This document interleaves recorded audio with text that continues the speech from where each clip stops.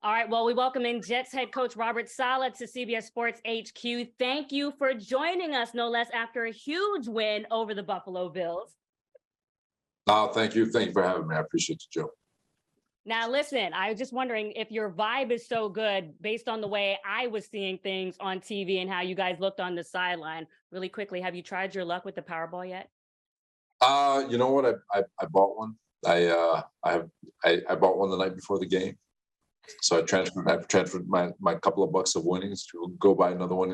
But I guess there's a delay, right? Have they popped the new one out yet? Yeah, it's looking a little controversial there. I don't know what's going on as far as us not knowing what these numbers are, but I'm still waiting on my 1.9 billion. I'll give you 10 if I win it, okay? Pinky swear.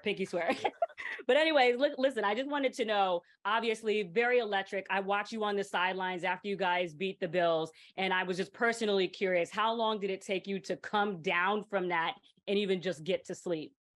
Well, I knocked out as soon as I got home. Not gonna lie to you. Football games are pretty exhausting, but it was just a really cool moment. The stadium was so live. I had the electricity in the stadium was awesome, and it was to beat that football team because of how good they are. They're so well coached. They've got dynamic players in every facet of their game. But at the end of the day, we got to be able to come down. We have the bye week, but we got to get our feet back on the ground and get ready to go for the second half of the season. Now, how do you feel about folks calling the victory over the Bills, especially when they were 6-1 coming into MetLife, your signature win? That's more for outside, Joe.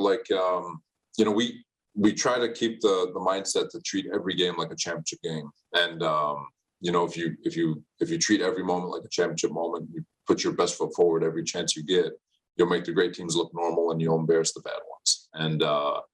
And so it's just an opportunity for us to go play to our style, play with our energy, play with our juice, and whatever happens. And we were fortunate enough to get a couple of bounces our way, and I thought our guys made some plays in clutch moments, and we were able to come away with the win.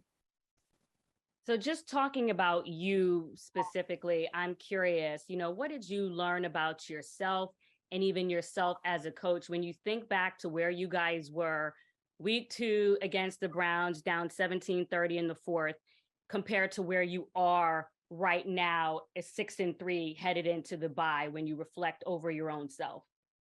I don't know if it's really changed much for us in terms of we're young. We're a team that doesn't flinch. I think we've got a lot of young talent. I think people see that now, and but at the same time, I kind of like our group in the fact that I think they really understand that it's about coming to work every day, working. Again, like I said, putting our best foot forward, go to bed better than when we woke up. It's what we talk about around here, and we do a really nice job with practice. Our guys like hanging around with each other. You see the defense getting together every Thursday to watch tape together as a unit. And, so it's a really tight knit group, and it's now obviously winning makes it that way. But at the same time, I do think that they understand what needs to get done in the second half of the season, and that, it's cool to be 6-3, but as cool as that is, it could flip in a hurry if we don't continue to take care of our business.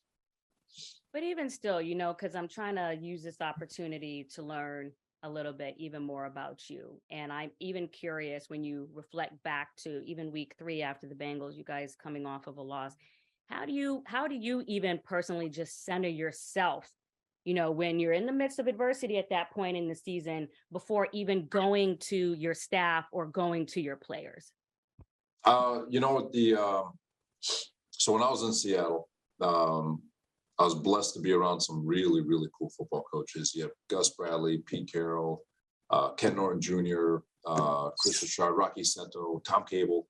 Just from just understanding, like from a philosophical standpoint, Dan Quinn, got a chance to be with him too, who's phenomenal.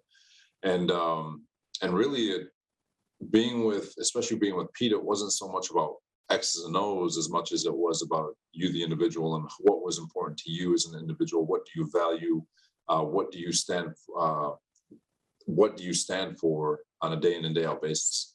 And what's your mission statement? All these different philosophical things, and what's your style of play, and how he challenged us, not necessarily from an X and O standpoint, but just from the mental aspect of it. And So to answer your question, whether it's high, whether you're winning or losing, adversity, good times, bad times, doesn't matter. If you understand what you value and what you're true to, then you can be that every day. So you don't have your highs and lows. You can remain consistent. Your messaging can stay consistent with regardless of the climate that you're in. I was really talking about, Coach, if you start off your day on the elliptical, if you do yoga, do you take lemon water? That's really what I was getting into, even though you're getting on all that technical stuff. Jump in the way where get a little Peloton, little lift and all that good stuff. Trying to burn off all that energy, but yeah. Something like that. Okay. So look, I know you don't like talking so much about the receipts comment, right? But what I do want to kind of ask you about that is, obviously you guys are 6-3 and you have accomplished and kind of exceeded beyond a lot of people's expectations relative, without going into all of that specifically. What would you say you just learned about the media based on how they were almost trying to lather up against you at that time, and almost you feeling like you're the toast in New York right now? I learned a long time ago, never argue with a man who buys it by the barrel, right? So that's just rule one. But and so there's picking fights, or you can do whatever you want, but it's you know that when you make comments like that, it's not going to be, especially when you challenge the media, it's going to be responded to the way it was. And there's I'm not exactly sure. Obviously I know we're getting a lot of fanfare and all that stuff, and it's awesome, but it's part of what Bill Parcells talked about with regards to any market now, especially with social media. There's euphoria and there's disaster.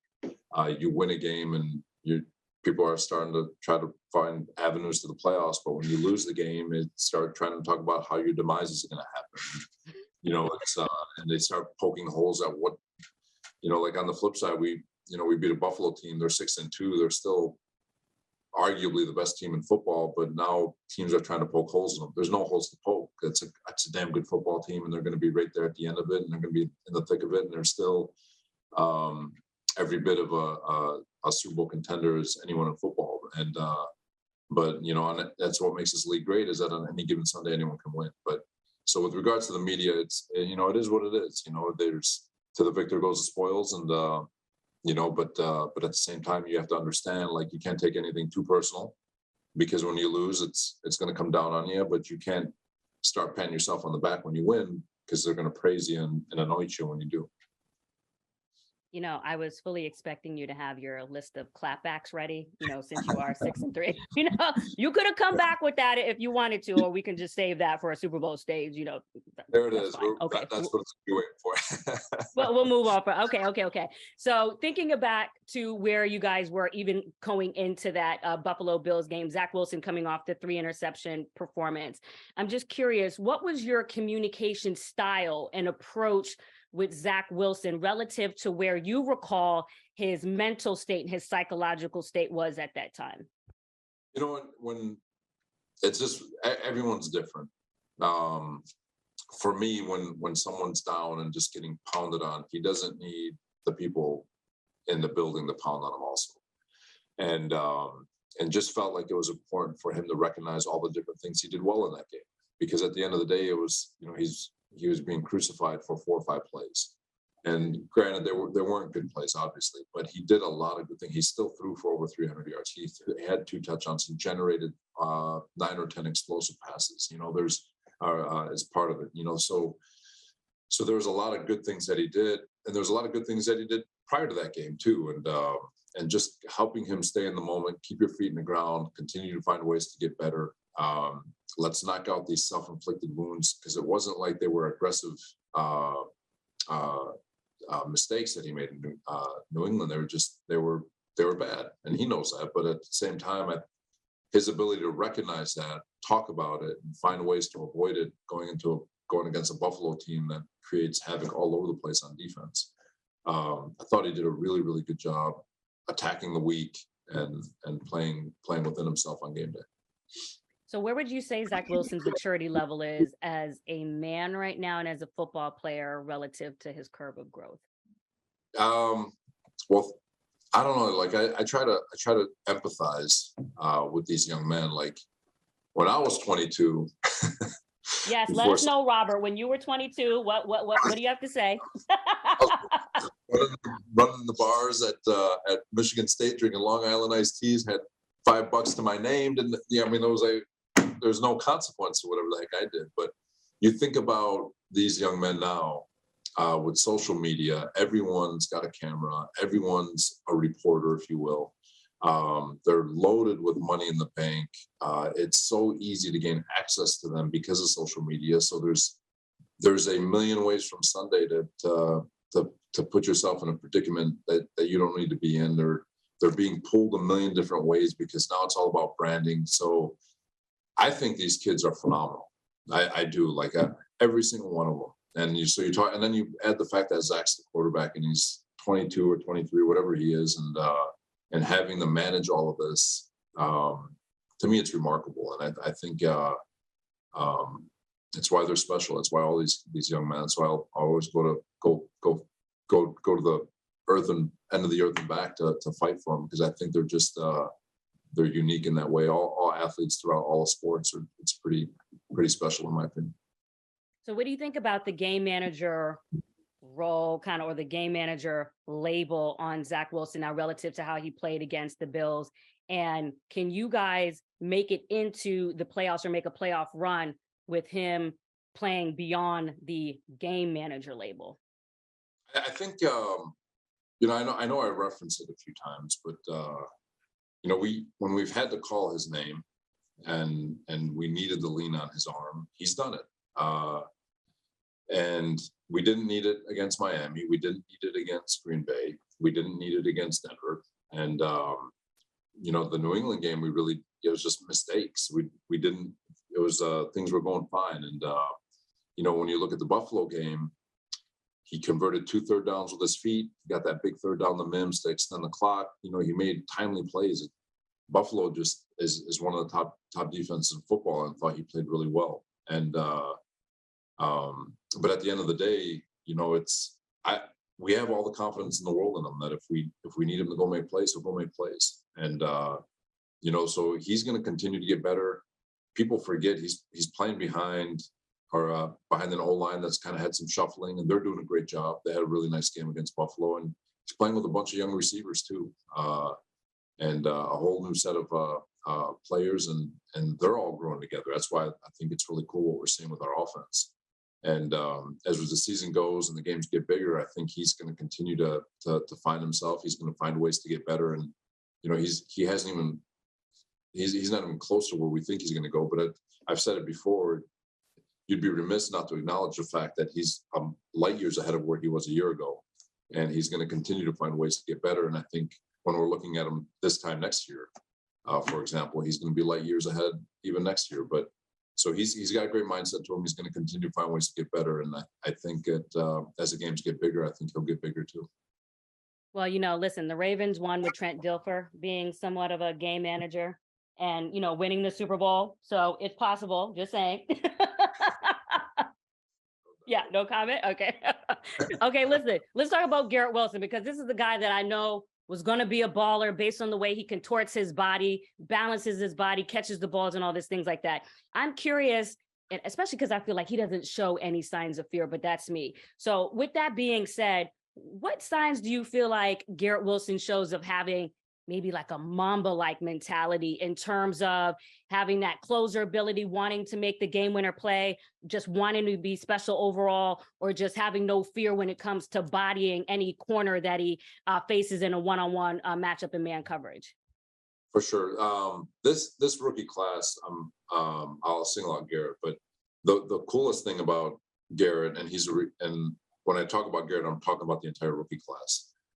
One thing we noticed about all of them is that it's usually with a rookie, especially in week 1, their eyes get like this. They're just enormous. They're in awe. It's, oh my God, that's name a superstar. If you're on defense, it's, oh my God, it's Julio Jones or whoever it is, and you're just in awe of the fact that you're playing with the guys that you grew up watching. And so for Garrett and all of our rookies, they stepped on like we belong. They didn't care. They stepped on the field, and they know they belong. They know they're pretty good. And Garrett, the game is not too big for him. He's getting better every single week. He does have a uniqueness to his body in terms of the different things that he can do. He's got elite body control and hands and all that stuff. And obviously he's got to get stronger and all the different things that come with growth and maturation of being a man, I guess. And but he's got a tremendous mindset, and I say that not just speaking about him, but the entire rookie class. So when you talk about a player like Denzel Mims, who was a healthy scratch for 6 games, and you're bringing in a star player like Garrett Wilson, as a coach, how do you manage a player's mindset like Denzel Mims? And we'll get into Elijah Moore too, when it comes to still making them feel appreciated and still having them mentally engaged, because it's hard. People say, come to work, you're supposed to do your job, show up with a smile, but that's not always realistic. You know what I mean? No, it is, because they have individual goals too, and so it is tough, because you're trying to sell them to come in, do your job, just stay focused on the team and all that stuff, and it's hard because they want all the great things that this league has to offer with regards to production and fame and all that stuff, but it's a two-way street, and I think that's where you look at a guy like Denzel, who over the last month just completely flipped the script in terms of his approach to this game and the way he's been attacking it and the positive nature at which he's doing it. Because the reality is, when you start thinking about all the things you have zero control over, and this is where I think from a young person's standpoint, it's very hard to grasp this, but the more you focus on things you have zero control over, which is playing time, production, all the different things, like especially at receiver, where it's one of the more uncontrollable positions of football, the more you're focusing on all that, the less you're focusing on what you can bring to the table physically, mentally, and attitude-wise. And the more you the more you try to chase things you have zero control over, the more negative things can become. And the more negative they become, the more you hurt yourself.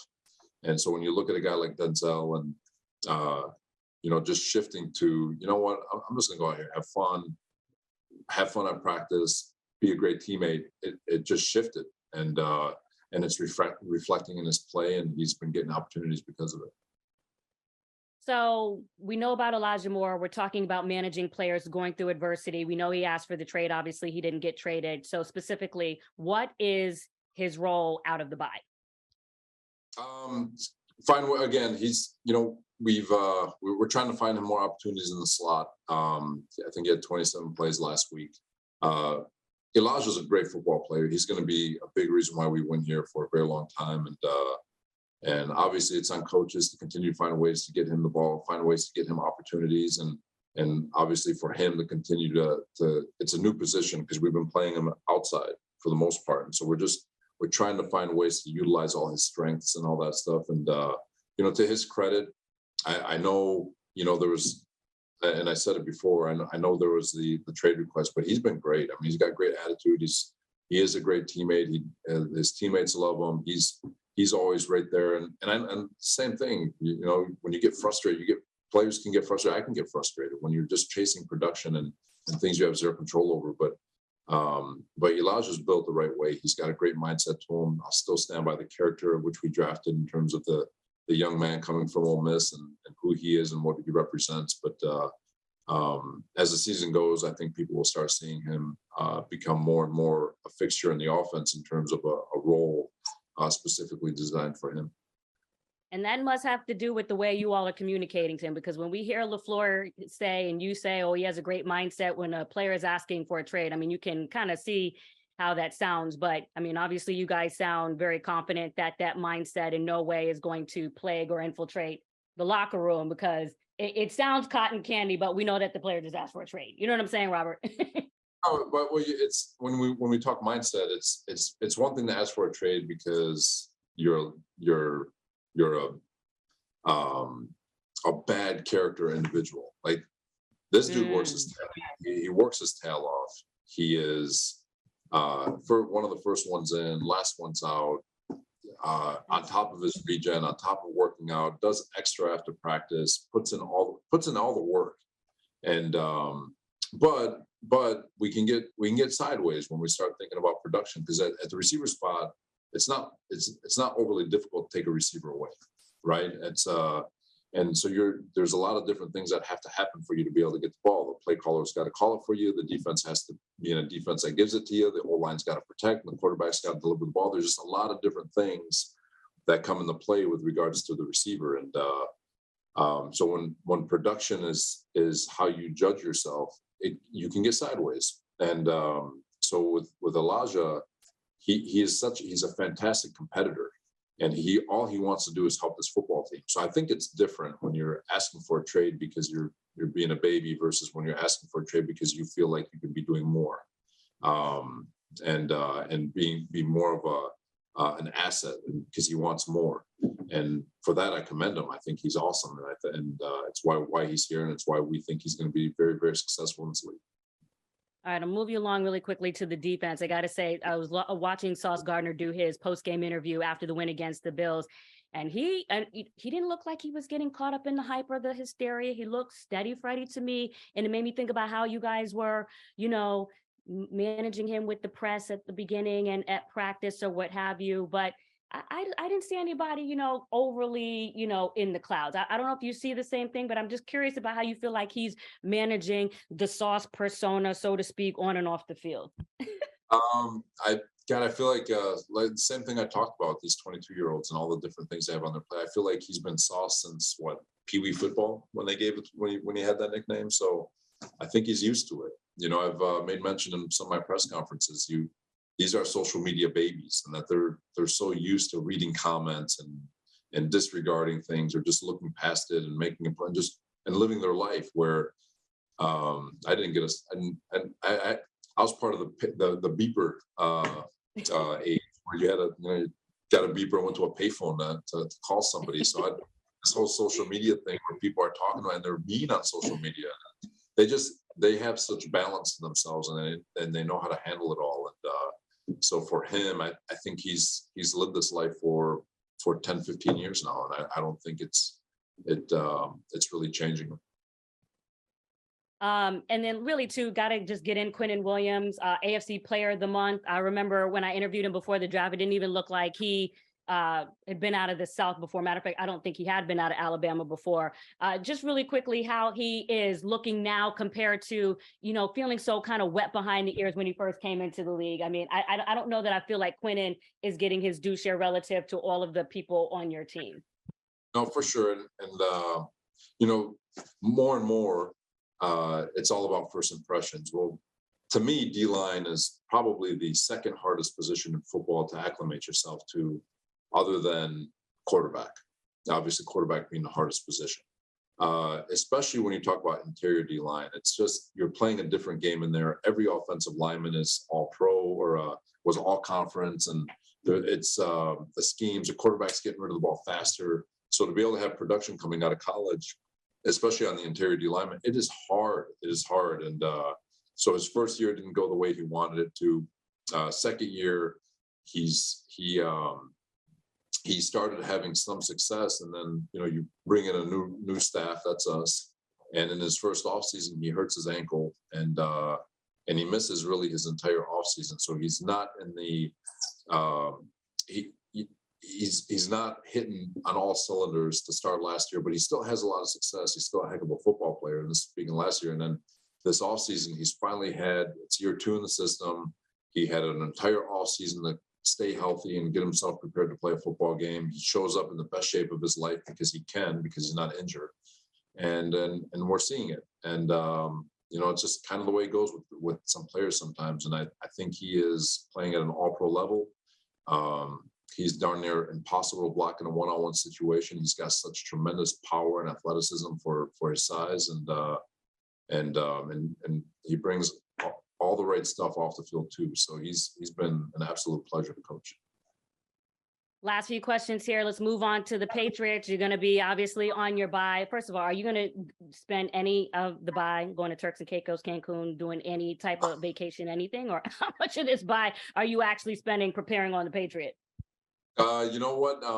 My wife has a honey-do list about 10 miles long, so I got to knock that out. So maybe in between, I might be able to get a nap. But no, we're going to be here in Jersey. it's hard to travel with 7 kids for only a couple of days. It's got to be a couple of weeks if we're gonna move the whole family around. But we'll do a couple of things. I'll have a couple of day nights planned with the wife, but no, we'll be home. I'm sure I'll pop on New England, and we just played them, so I'll probably go back and watch this last game and probably tune in on Sunday to see what they really just watch just football on Sunday, just in general, not necessarily New England, but yeah, we'll see.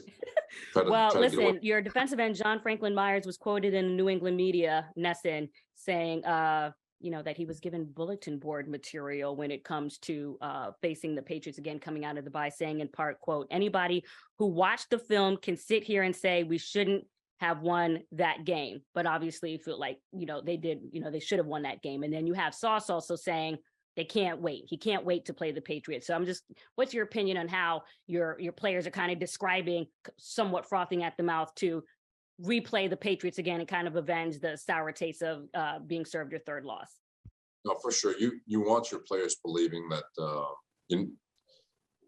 that we're capable of winning. You want that, but like New England's done this to people forever, where they make you feel like you had no business losing, but they do it to everybody. They play a very disciplined style of football. They force you into ridiculous mistakes. They take advantage of your mistakes. They win the field position battle. They dominate teams, defense, offense. They don't make mistakes, like I said. And, they're so well coached, and they've been together for so long that they operate at a very high level. And, so you can have all the motivation you want, but if you don't play with your head on straight and you don't stay focused on keeping the main thing, which is your job, and executing it to 100% of your ability, then it won't matter. Because at the end of the day, they're too disciplined in how they operate from play in and play out, and they do all the little things right that force you into all these mistakes. So our guys will be motivated. They're going to be motivated, but at the end of the day, it's a team that can keep their head on their shoulders and stay focused. That usually wins those games when you play New England. Last question. So when you and I talked in training camp, I brought up the Bengals. The Bengals the year before last were 4, moved to 10. You know what I'm saying? And obviously went to the Super Bowl. You guys know you had the same amount of wins last year relative to where you're sitting now. Can you talk about the Jets' chances of representing the AFC in the Super Bowl? Well, I'm not going to do that, Joe. but I'll say this. What we've set ourselves up for is to have a really exciting second half of the season, but it's still going to take one day at a time, one game at a time. New England's first.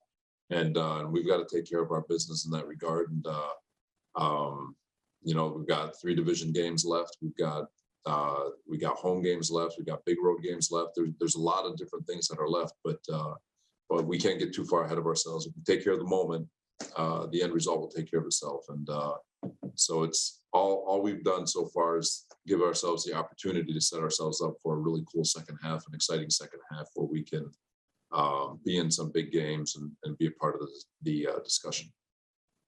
Well, Robert, it's okay to just do a little this. Because we know you got it. Listen, Robert, we appreciate you joining CBS Sports HQ and talking with me going into the bye after that huge win, 20-17 against the Buffalo Bills. So we look forward to seeing the matchup against the Patriots coming out of that. Thanks for joining us. Thanks, Joe. I appreciate it. Do you want a sports network that delivers everything that matters about the game? The highlights, the picks, the instant analysis, no yelling, no fake debates, no politics. Hit the subscribe button and never miss a moment.